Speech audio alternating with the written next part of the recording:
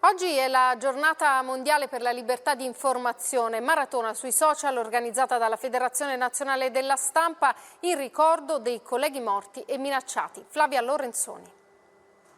Sono sempre più i giornalisti che lottano ogni giorno per difendere il diritto all'informazione senza compromessi o limitazioni alla loro libertà di raccontare i fatti nel mondo.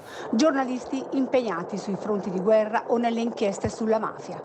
Oggi è la giornata mondiale della libertà di informazione organizzata dall'Associazione Leali delle Notizie, con articolo 21 e Federazione Nazionale della Stampa. Una lunga maratona social per dire no al bavaglio, testimonianze che si confrontano in ogni angolo del mondo, un'unica grande iniziativa europea, anche per ricordare chi è stato ucciso da Daphne Caruana Galizia a Jan Kuciak, in Italia Walter Tobagi, Giancarlo Siani, per citarne alcuni. La libertà di informazione è qualcosa che non riguarda solo i giornalisti, riguarda soprattutto i cittadini.